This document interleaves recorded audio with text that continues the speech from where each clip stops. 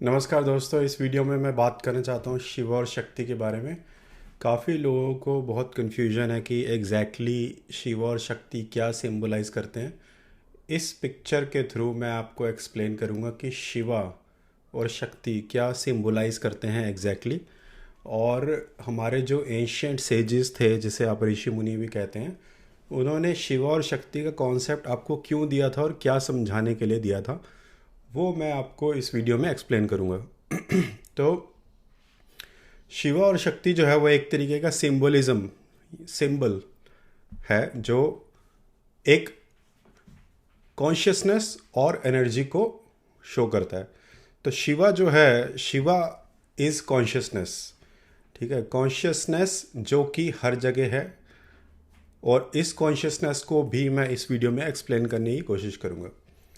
ऐसे ही शक्ति जो है दैट्स एनर्जी, प्रकृति, प्राणा, ये इसके अलग अलग नाम हैं, इसे भी मैं इस वीडियो में एक्सप्लेन करूँगा। तो हमारे जितने भी एंशंट टेक्स्ट हैं, जैसे स्पंद कारिका और जितने भी भगवत गीता से लेकर जितने भी वेदांत, उनमें क्लियरली एक कनेक्शन मिलता है, कॉन्शियसनेस का मेंशन मिलता है, जिसे ब्राह्मण भी बोलते हैं। और यही कॉन्शियसनेस जो है ये हर प्राणी और हर जीव और हर चीज़ के अंदर है। इसे एक अल्टीमेट इंटेलिजेंस की तरह एक्सप्लेन किया जा सकता है कि ये एक अल्टीमेट इंटेलिजेंस है, क्योंकि इसको एक्सप्लेन करना आसान नहीं है, इसकी कोई डेफिनेशन नहीं है।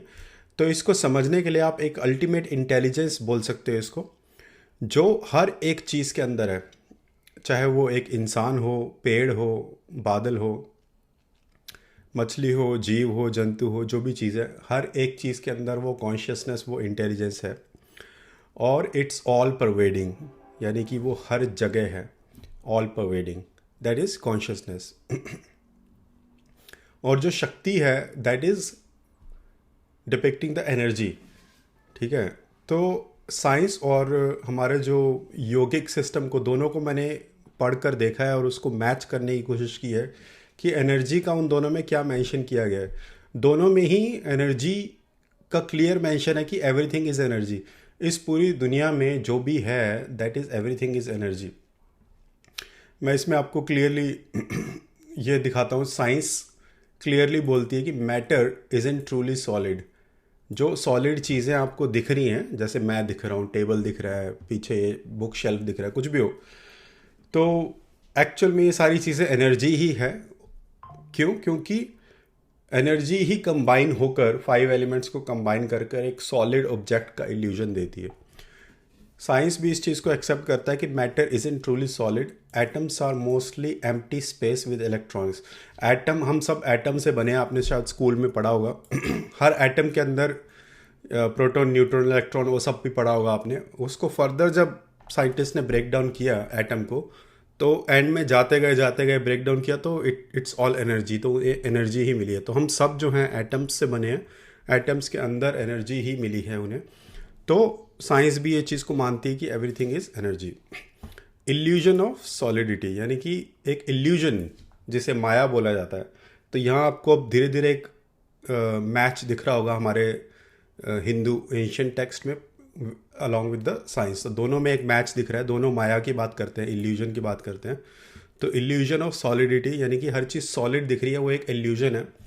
What we call solid is just electromagnetic force holding particles together, giving the sensation of hardness. तो इलेक्ट्रोमैग्नेटिक फोर्सेस जो हैं वो होल्ड कर रही हैं पार्टिकल्स को टुगेदर, जिससे सेंसेशन होता है हार्ड। तो बेसिकली आसान शब्दों में हर चीज़ जो है अंदर से एनर्जी है। यही हमारे योगिक और स्पिरिचुअल व्यू भी है। इन वेदांत में ये क्लियरली मेंशन है कि मटेरियल वर्ल्ड इज़ कंसिडर्ड माया। तो जो मटेरियल वर्ल्ड, जैसे मैंने आपको अभी पिक्चर में दिखाया, ये सारी चीज़ें, इंसान हैं, पक्षी हैं, मछली, जानवर जो भी हैं, और पशु पक्षी, पेड़ पौधे, तो ये जो मटेरियल वर्ल्ड है, प्रकृति है, it's all maya because an appearance created by energy and consciousness. तो बेसिकली कॉन्शियसनेस जो एक इंटेलिजेंस है इस सब के पीछे, और एनर्जी जो भी मैंने एक्सप्लेन किया उसका एक अपीयरेंस है। प्राणा शक्ति अभी मैं आगे इस वीडियो में आपको एक्सप्लेन करूँगा क्या होता है प्राणा और शक्ति। Basically everything we see feel and experience is the manifestation of energy. तो एनीवेज इन दोनों को मैं अभी एक्सप्लेन करूंगा वीडियो में, कॉन्शियसनेस और शक्ति, इसी के ऊपर ये वीडियो है शिवा और शक्ति के ऊपर। तो शिवा एक, मैंने आपको बता दिया कि एक अल्टीमेट इंटेलिजेंस, इसको ऐसे भी देख सकते हैं कि जब ये यूनिवर्स, जब ये प्लैनेट अर्थ तो वैसे भी काफ़ी नया है कंपेयर टू अदर प्लैनेट्स, लेकिन जब ये यूनिवर्स भी नहीं था, जिसमें प्लैनेट्स भी नहीं थे, ये सब नहीं था, तो सबसे पहले था कॉन्शियसनेस, एक डार्क एवरीवेयर, एकदम एब्सोल्यूट साइलेंस, एकदम क्वाइट डार्क, और कॉन्शियसनेस एक इंटेलिजेंट थी हर जगह। ये मैंने ऑब्वियसली, मैं ये ऐसी हवा में नहीं बोल रहा हूँ, जितने भी मैंने एंशिएंट टेक्स्ट पढ़े हैं, एक मेरे पास स्पंदकारिका, अष्टवक्र गीता, ये जो भी ऐसी 40-50 एंशिएंट टेक्स्ट मेरे पास पढ़े हैं, तो उनको मैंने पढ़ा है उनमें से एक कॉमन थीम निकाल कर उनको कनेक्टिंग द डॉट्स जिसे बोलते हैं रिसर्च में, तो उनको कनेक्ट किया डॉट्स को, और फिर मैं आपको ये इन्फॉर्मेशन दे रहा हूँ। बहुत ही रेयर इन्फॉर्मेशन है बाय द वे, क्योंकि कॉमनली यूट्यूब वीडियोस में या कहीं पे भी ये बताया नहीं जाता है, और बहुत ही आसान भाषा का ही शब्द करके भगवानों के बारे में बात की जाती है, क्योंकि आम आदमी को वही चीज़ समझ में आती है। बट मेरा एक अलग रिसर्च है जो मैं आपके साथ शेयर करना चाहता हूँ, ताकि कम से कम जो लोग इंटरेस्टेड हैं इस चीज़ में, वो लोग इसके ऊपर थोड़ा सा सीख सकें, और इसमें आपका भी अगर कोई कमेंट हो तो आप मुझसे शेयर कर सकते हो। तो basically consciousness was there everywhere, और उस कॉन्शियसनेस में एक वाइब्रेशन हुआ, स्पंद जिसे बोलते हैं। तो जो मैंने अभी आपको बुक दिखाई स्पंद कारिका में लिखा है कि स्पंद हुआ, वाइब्रेशन हुआ उस कॉन्शियसनेस में, और एनर्जी निकली, और उस एनर्जी के एक्सपेंशन से क्लाउड्स बने, मटेरियल बना, प्लैनेट्स बने, और प्लैनेट्स का मूवमेंट हो रहा है, आज भी यूनिवर्स एक्सपैंड कर रहा है, तो वो उस एनर्जी से हो रहा है। तो यही यहाँ पे शक्ति का डोनेशन है कि जो एनर्जी है वही हर चीज़ को मूव कर रही है, और उस पूरे 5 एलिमेंट्स को, जो यहाँ पे 5 एलिमेंट्स दिखाए मैंने, उनको कंबाइन करके जो एक मटेरियल ऑब्जेक्ट बना रही है और उनको मूव कर रही है, और उसके पीछे पूरा कॉन्शियसनेस है। और शक्ति जो है प्रकृति, इट्स मूवमेंट ऑफ एवरीथिंग। अभी यहाँ पे मैं आपको एक एग्जांपल देना चाहता हूँ, जैसे एनर्जी, प्रकृति, प्राणा, यही प्राणा हमारे बॉडी के अंदर जितने भी मूवमेंट्स होते हैं, जो भी हमारी चीज़ें ऊपर आती हैं, नीचे जाती हैं, घूमती हैं, डाइजेशन होता है, खांसी आती है, जुकाम, जो भी चीज़ें हमारे अंदर, हार्ट का पंप, ब्लड पंपिंग हो रहा है, और जो भी अंदर डाइजेशंस हो रहे हैं, और ये सारा जो मूवमेंट है उसको 5 तरह के प्राणा में डिस्क्राइब किया गया है, जिसे बोलते हैं प्राण, अपान और समान, उदान, व्यान। ये 5 तरह के प्राण हैं जो मूवमेंट्स करते हैं बॉडी के अंदर। तो ये एक एग्जांपल मैं देना चाह रहा हूँ कि कैसे ये शक्ति का जो मूवमेंट है, दैट इज़ रनिंग एवरीथिंग। तो ये दुनिया में जो चल रही हैं सारी चीज़ें, वो मूवमेंट की वजह से चल रही है ना। जैसे क्लाउड्स मूव करते हैं आकाश में, प्लैनेट्स मूव कर रहे हैं, ग्रेविटेशनल एनर्जीज़ हैं, ये सारी एनर्जीज़ ही हैं, इलेक्ट्रोमैग्नेटिक, ये सारी जितनी भी एनर्जीज हैं वो एनर्जी की कैटेगरी में आती हैं। तो इसीलिए शिवा और शक्ति इज़ एवरीथिंग, और इसीलिए शिवा और शक्ति का कॉन्सेप्ट इतना इम्पॉर्टेंट है।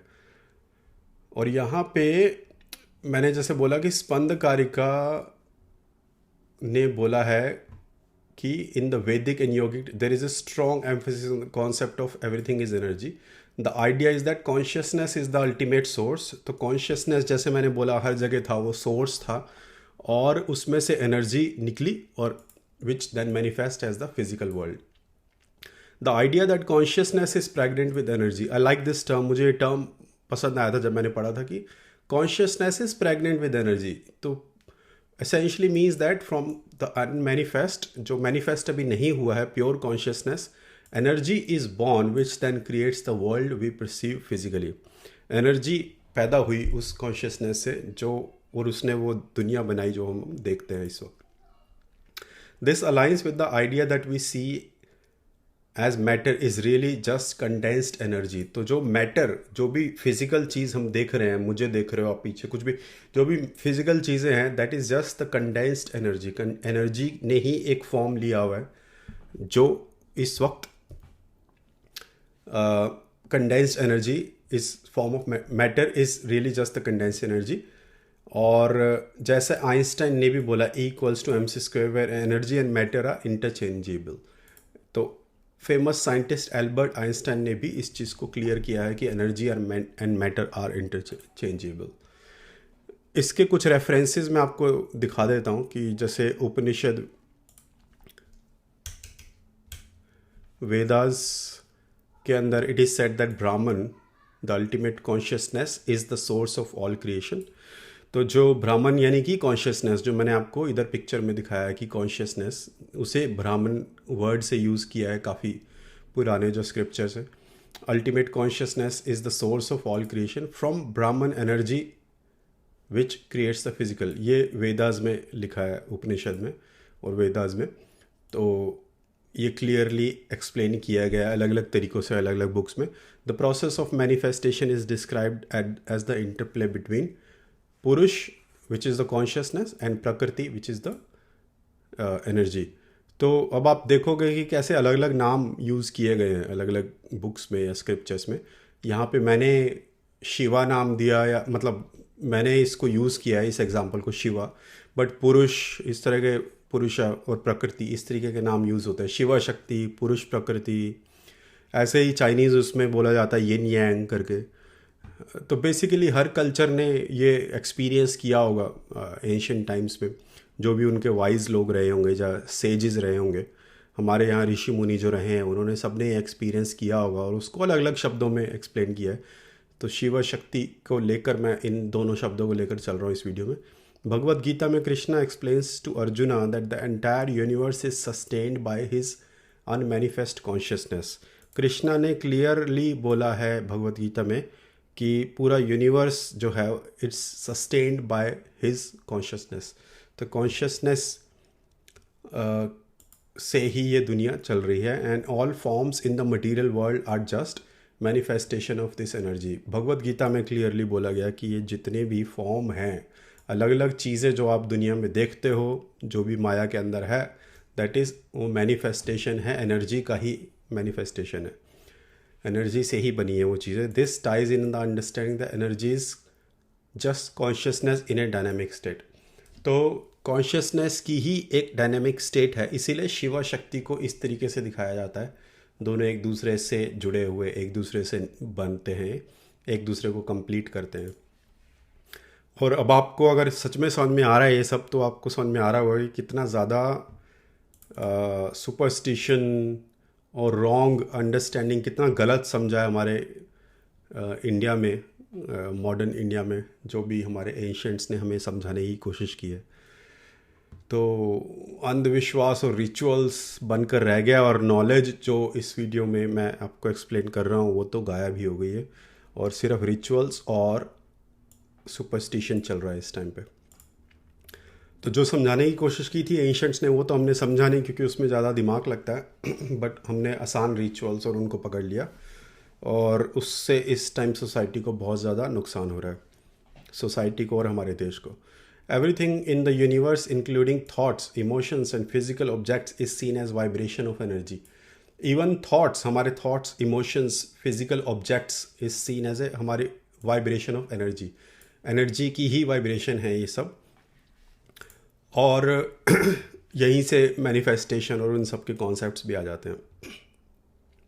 कुंडलिनी योगा में भी इसी तरीके से एक्सप्लेन किया। तो यहाँ से आपको अब समझ में आ रहा होगा कि कैसे साइंस और योगा, हमारे जो योगिक व्यू है, वो दोनों मैच करते हैं, डॉट्स कनेक्ट होते हैं। और इस दुनिया में माया जो भी आप देखते हो, माया इल्यूजन, राइट, वो प्रकृति एनर्जी का ही मैनिफेस्टेशन है। तो आई होप कि शिव और शक्ति को आपका थोड़ा कॉन्सेप्ट क्लियर हुआ होगा। इसी तरीके के कॉन्सेप्ट्स गॉड, यूनिवर्स, जो अलग अलग डायमेंशंस जिनमें हम एग्जिस्ट करते हैं, टाइम स्पेस, इस तरह के कॉन्सेप्ट्स मैं अपने वीडियोस में कवर करने की कोशिश करूँगा।